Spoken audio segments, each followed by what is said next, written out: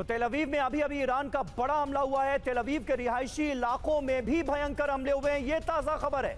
रिहायशी इमारतों के बीच भी मिसाइलें गिरी हैं। ये देखिए, विस्फोट से कई इमारतों में भीषण आग लग गई है। तो इससे पहले हमने आपको जो तस्वीरें दिखाई वो बीच रास्ते की सड़क की तस्वीरें थी जहां पर मिसाइल आकर गिरी, और ये दूसरी तस्वीर जो है इसमें आपको नजर आएगा कि किस तरह से रिहायशी इलाकों में भी ईरान कोहराम मचा रहा है। ये 4 तस्वीरें आपके सामने हैं। मेजर जनरल जीडी बख्शी हमारे साथ मौजूद हैं। बख्शी सर, इन तस्वीरों को आप भी देख रहे होंगे। इजराइल ने सोचा नहीं होगा कि ईरान इतना तगड़ा प्रहार भी कर सकता है। इससे पहले जो हमने डिमोना की तस्वीरें दिखाई, अरद की तस्वीरें दिखाई, साफ ये भी होता नजर आ रहा है कि तमाम ऐसे बड़े हमले खतरनाक मिसाइलों के जरिए अंजाम देने में ईरान कामयाब हो रहा है। एयर डिफेंस सिस्टम को लगातार चकमा देकर मिसाइलें कहर बरपाती हुई इजराइल में नजर आ रही।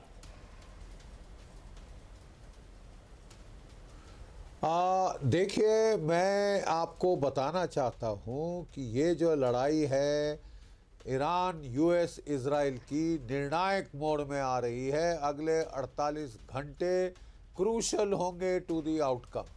ठीक है साहब, एक बड़ी खबर, let me give you a breaking news on your channel. मैं बताना चाहता हूं कि 48 घंटे पहले रूस ने 17 Antonov AN-124 heavy transport aircraft भेजे और 4 S-400 मिसाइल बैटरीज ईरान को पहुंचा दी हैं। दे आर इन एक्शन, और उन्होंने अभी तक एक F-35, कल 3 F-16 और आज 2 F-15 जहाज मार गिराए हैं। ईरान के ऊपर जो लगातार ताबड़तोड़ हमले हो रहे थे, क्योंकि जो उसका Chinese ballistic missile defence, surface to air missile defence था, HQ-9, HQ-16, वो बिल्कुल फेल हो गया था। इलेक्ट्रॉनिकली अमेरिका और इजराइल ने जैम कर दिया था। बुशेहर के न्यूक्लियर प्लांट के हमले के बाद, जिसमें रशियन टेक्नीशियंस कह रहे हैं उनके लोगों को शायद चोट पहुंची है, वो लोग बहुत गुस्से में हैं और उन्होंने ये प्लांट, ये जो 4 S-400 बैटरीज ईरान को दे दी हैं। 2 तेहरान के आसपास लगी हैं, 2 एक लगी है नातांज में, एक बुशेहर जो कि खर्ग आइलैंड को भी कवर कर रही है। ये S-400 का जौहर आपने ऑपरेशन सिंदूर के दौरान देखा था। सर, अगर आप ये बात जो कह रहे हैं ये सही साबित हुई तो निश्चित तौर पर ये बहुत बड़ा डेवलपमेंट होगा। नातांज परमाणु प्लांट के पास जो अटैक हुआ है उसके बाद रूस बेहद गुस्से में है। जो स्टेटमेंट जारी हुआ था उसके जरिए भी ये पता चला था, और अब अगर रूस इस लेवल पर ईरान की मदद कर रहा है तो ये निश्चित तौर पर बहुत बड़ा डेवलपमेंट है और ईरान के लिए बहुत बड़ा एज भी। मैं आता हूं सर आपके पास। इस बीच देखिए, अहम खबर है, इजराइल पर ईरान के प्रॉक्सी का बड़ा हमला। और ये प्रॉक्सी कौन है? हिजबुल्लाह का इजराइल पर रॉकेट अटैक हुआ है। हिजबुल्लाह के रॉकेट तबाह करने का एक नया वीडियो भी सामने आया है। आयरन डोम से रॉकेट को तबाह किया गया। ये देखिए, एक तरफ ईरान बड़े हमलों को अंजाम दे रहा है, दूसरी तरफ लेबनान से इजराइल पर हिजबुल्लाह के रॉकेट्स बरस रहे हैं।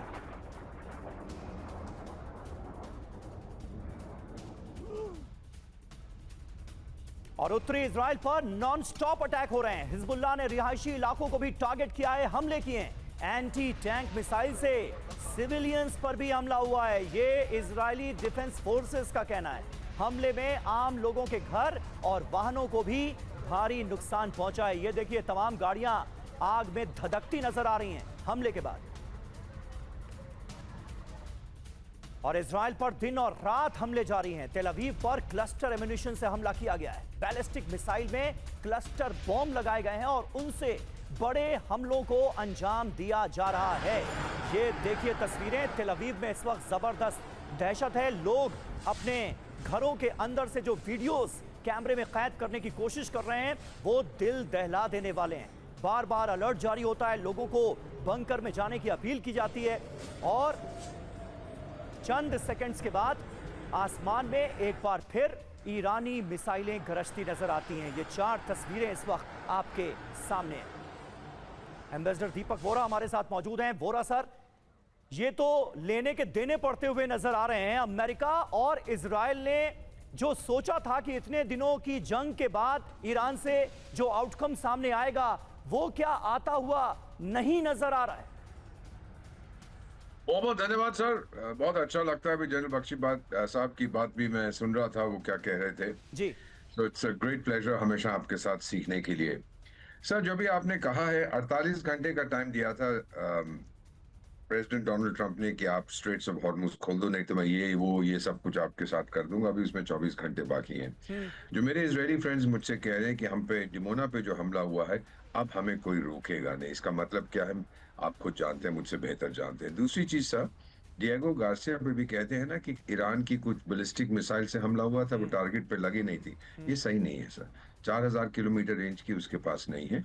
ये कहां से फायर की गई है मुझे मालूम नहीं है। डिएगो गार्सिया पे नुकसान नहीं हुआ, लेकिन अब ये बहाना बन गया है सर अमेरिका के लिए, डोनाल्ड ट्रंप के लिए, कि ब्रिटेन की एम्बेसी जो है वॉशिंगटन में, उन्होंने भी ट्वीट किया है कि अब तो हम भी जंग में कूद रहे हैं। जापान भी आ रहा है, ये भी आ रहा है, क्योंकि आप लोगों ने एक नेटो, जहां पे नेटो बेस है अमेरिका का और ब्रिटेन का, उसके ऊपर हमला किया। दिस कुड वेरी वेल भी एक प्रोवोकेशन कर दिया है कि सब लोग आ जाए। तो मेरा मानना है अब निर्णायक दौर पे हम पहुंच रहे हैं। ईरान कब तक मार खाता, S-400 आ गया, ये आ गया, वो अमेरिका के पास बहुत सामग्री है, कब तक मार खाता रहेगा, ये मेन कंसिडरेशन। लेकिन सर बख्शी साहब जिस बात का जिक्र कर रहे थे कि S-400 एयर डिफेंस सिस्टम की ताकत ईरान को मिल चुकी है और वो बड़े काम आ रही है, आप मानते हैं कि अगर ऐसा होगा तो ये ईरान के लिए बहुत बड़ी एज होगी? ये बहुत फायदा होगा अगर ये एयर डिफेंस सिस्टम उसके पास वाकई ही में आ गए हैं। कहा तो जा रहा है कि बहुत से जहाज आए थे उसको लेकर, इतनी जल्दी उनको ऑपरेशनल करना पता नहीं। सर, बुशहर की जो बात कर रहे थे, जो सिविलियन न्यूक्लियर पावर प्लांट है, अभी उसकी 1000 मेगावाट की कैपेसिटी है, उसके ऊपर भी हमला हुआ है। वहां पर रूसी लोग काम कर रहे थे। अगर कुछ घायल हुए हैं तो वेल दैट्स बैड। अगर ये प्लेन्स आए हैं इतनी जल्दी, अगर इन्होंने S-400 की बैटरी को इस्टेब्लिश कर दिया है, ये थोड़ा मुश्किल लगता है मानना सर। लेकिन ईरान से फायर की गई हैं या कहीं और से फायर की गई हैं, ये मुझे नहीं मालूम। हो सकता है कि सीरिया में जो उनका बेस है रशियंस का, वहां से किया हो, कहीं और से किया हो, क्योंकि इनकी रेंज काफी होती है। सो आई डोंट नो इसकी हकीकत क्या है। ये थोड़ी देर के बाद, अगले 24 घंटे में हमें पता लग जाएगा कि ट्रंप साहब सिर्फ धमकियां दे रहे थे या काबिलियत रखते हैं। बिल्कुल सही बात है। रूस के इन्वॉल्वमेंट की खबरों को तरजीह सर इसलिए भी मिल रही है क्योंकि एक के बाद एक जो अमेरिकन फाइटर जेट्स हैं वो गिर रहे हैं। इस वजह से भी ये खबरें जोर पकड़ती हुई नजर आ रही हैं। देखना होगा कि आगे होता क्या।